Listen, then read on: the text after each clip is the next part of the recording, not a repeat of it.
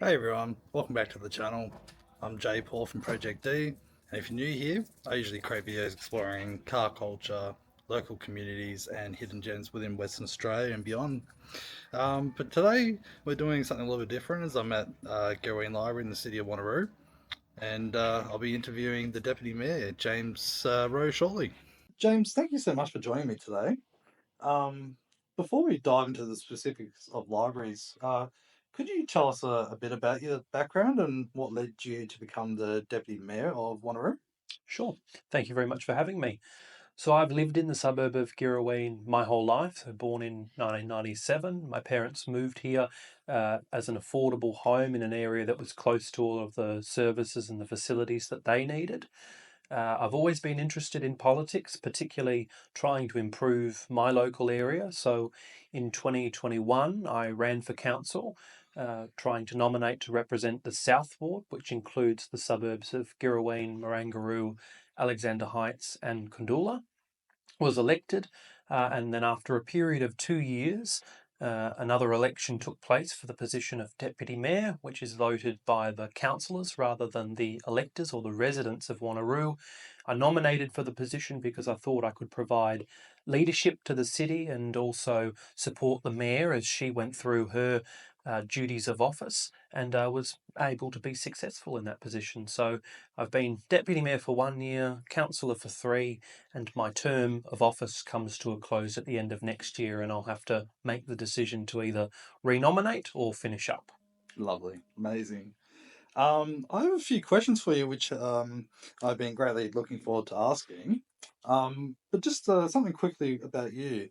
Uh, could you tell us what inspired you to get involved in local government, and how did you come to serve as the deputy mayor to begin with? Mm. So I think one of the things that got me inspired about the local area was seeing that it is a fast growing area. We've recently been rezoned in Girraween and Kundula, and as part of that rezoning, we're seeing changes to the type of families that are settling in the area, an increase in our population. So, as a result, I felt that we needed strong voices to advocate for better facilities, better services, and improvements to our local suburbs. So, it was one of the reasons that I wanted to get involved. I also felt that as a long term resident of the suburb and someone who was connected to our community groups, sporting clubs, and associations, that I could be an advocate for their interests and their concerns on council. So I did nominate for that particular reason. And even from the very beginning, I felt that using my local knowledge and my networks, I would be able to achieve some strong improvements, but it's all about working collaboratively as a team. So, as a councillor, you're only one voice out of 15 on the table. If you want to be able to achieve anything, whether it be improvements to a local park or developing a new service that could be offered at a local library, you need to be able to convince your colleagues that the idea has merit. So, a lot of it was around teamwork. And for the first 2 years, I worked extensively to build that team mentality and to establish relationships with my colleagues, which was one of the opportunities that arose when the position of deputy mayor became available, and I nominated and managed to win that election 8-7. So it was a very close vote against Wow. another candidate. And what do you enjoy most about living and working in the city of Wanneroo? So the local aspect is fantastic, and it shouldn't be taken for granted when you can live and work within basically 15 minutes of each other, where your home is and where your work is. It is a fantastic opportunity because it means that you limit the amount of time that you spend in the car and that you spend a great deal more time in your local area. I think living in the area that I represent on council has other benefits. It means I keep my ear to the ground, my finger to the pulse on local issues. So when something's happening, because I'm a local resident and because I have those strong relationships with community groups, I usually am aware of that issue and am able to provide some advice or context on how to solve the problem. So that always helps. It's one of the reasons why I like living here. And then the other thing is just the convenience of the local area, where I suppose you could say 14 kilometres from the city, the CBD. We're relatively close to a train station at Warwick, a freeway entrance at Warwick Road or Hepburn Avenue. We've got 3 or 4 shopping centres relatively close by, and the beach is only about a 15-minute drive. So, in terms of close proximity to everything that matters, we've got it here. Absolutely, I love that. And what has been the most rewarding and challenging aspect of your role? Mm. So the most rewarding aspect has been being able to achieve things on behalf of the community, and the scale of it doesn't really matter to me. So if it can be one of the things that we've been trying to do on council is work towards the redevelopment of the Girraween Hub complex. So those are 3 sets of buildings in the Girraween area that are now more than 40 years old. So that's the library, senior centre, and the Girraween Hub. So we're working towards that upgrade, and some of that's been a strategic initiative that I've tried to take and bring that forward. That's a longer term initiative, but also being able to even see gazebo structures and seating and playgrounds installed at parks, and then you see a family playing there several weeks after it's been installed. That fills me with the same amount of joy knowing that my involvement and my work with the community achieved that. That's the rewarding side of things. The challenging side has been that sometimes politics can be a very slow business. You don't always get what you want quickly. It's something that takes a lot of commitment and resilience. Some of the decisions we've made on council have been complex and emotionally intense. It's not always easy when you have an audience full of people booing during or getting quite upset at the decisions you're making. Mm. But it goes with the job. It goes with the territory, and as you spend more time in that position, you build up your resilience to be able to separate the difficult parts of the job from the joys that it brings you as well. I love that. That's a very good answer. And so, what is your long-term vision for the city of Wanneroo? What changes or improvements would you like to see? Mm. So the city at the moment, and this is a personal opinion, not the view of the City of Wanneroo, the City of Wanneroo is too big. There are 35 suburbs and more than 230,000 residents in the city. Wow. We go from Rocks in the north down to Kundoola in the south. And the issue, of course, is that many of those suburbs are fast growing and their demands for community infrastructure are significant. So, my view is that it will come a time in the future, whether it be 10 or 20 years away, where the city will need to separate, and you'll likely see a new local government emerge in the Northern Corridor, representing Yanchep, Alkimos, and a number of those other coastal suburbs. So, the longer term vision for the city is the fact that its fast growing pace will warrant a second local government at one stage. My view from a more local area, one of the things that I'm focusing on is making sure that our city assets or our community infrastructure, and that essentially means parks, community centres, libraries, roads, footpaths, need to meet modern standards. Because our area was established and developed in the 70s and the 80s, its infrastructure was fit for purpose at the time, but a lot of those buildings and those assets are now coming to what's considered their end of natural life.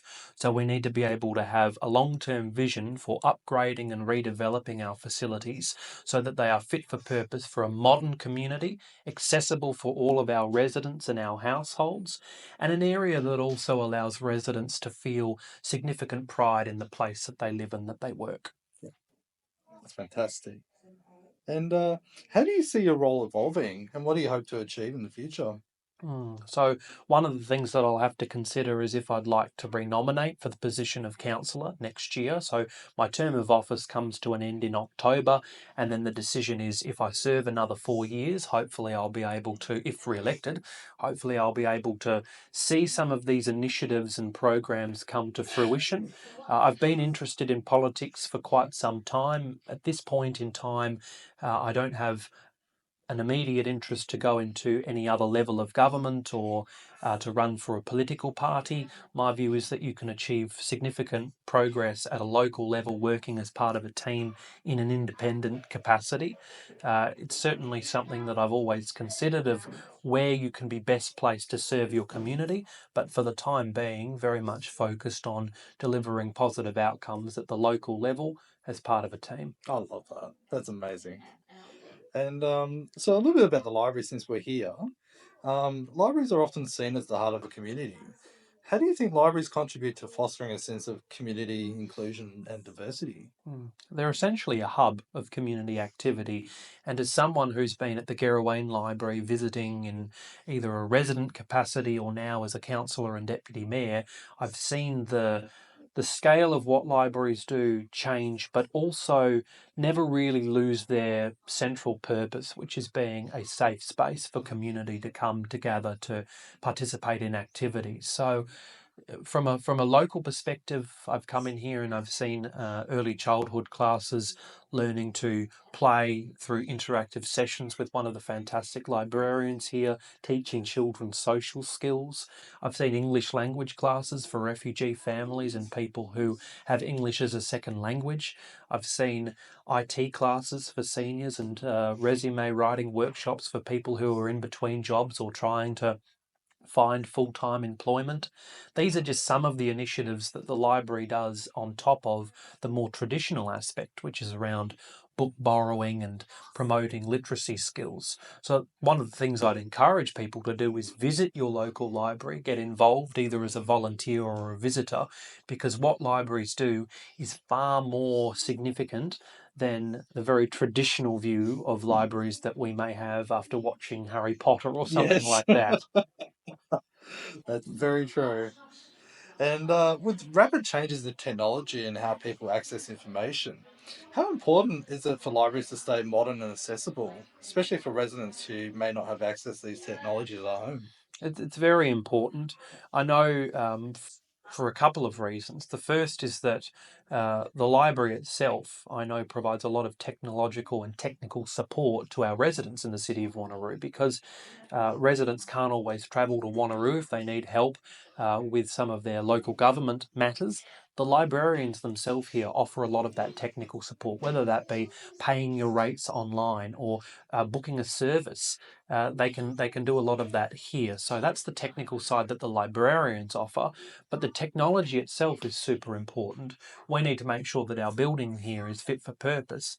And as other libraries across the metropolitan area are bringing in new technologies, whether that be to run interactive sessions, to participate in online activities, or even just the software, as you said, that's used to facilitate a lot of the stuff that goes on here. We do need to make sure it's fit for purpose because that essentially preserves the longevity of the library into the future. I love that. And I think you partially answered this before, but this was speaking from a council point of view. Libraries are often run events and programs that bring people together. How does the council support public engagement with libraries, and what efforts are being made to ensure these spaces are welcoming to all? Mm. So one of the things that the council does is promote the availability of the library as a space to book. There's a number of spaces in this library and in other libraries where you can book to be able to have community meetings, community activities. So that's the first way that we provide support, which is actually providing space to be able to host events. The second thing is that the libraries themselves collaborate with groups and organisations to be able to run workshops. During Literacy Week, for instance, we had a number of the local schools come in to read books, and I was there. I was reading a book to a class of kindergarten students, promoting literacy. So the library itself functions in that way of establishing stakeholder relationships with schools in the local area. So we provide the space, we provide the resources, and sometimes facilitate the sessions themselves. And it's a great way for the library to function as the hub of community activity. That's amazing. Um, Now, this is just a question. What's one book you've read recently that you'd recommend? I've been reading a book called One Day. I can't provide the name of the author because it's slipped my mind, but there is a Netflix series about it at the moment. It's kind of a romance story, bit of a drama as well. It's about a couple that meet on their final day of university in the late 80s, and the book shows their journey over the space of 20 to 30 years, but it focuses on a particular day in the year. I think it's called St Swindon's Day or something like that. So it's a great book that I'm reading at the moment. The issue, of course, is that on during my time on council, I'm mainly used to reading emails, memos, and agendas. It's sometimes a struggle to be able to find some time to read fiction books, but when I do, I always get great pleasure out of it.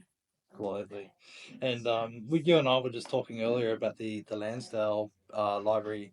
Can you tell the viewers more about that? Yes, so this is a project that's been in the pipeline for 20 plus years when the city took out a loan to be able to build new community infrastructure in Lansdale, recognising that the city, given its growing population, was entitled to another library facility. It received a significant contribution from the state government, $6 million in the end, to be able to contribute towards this project.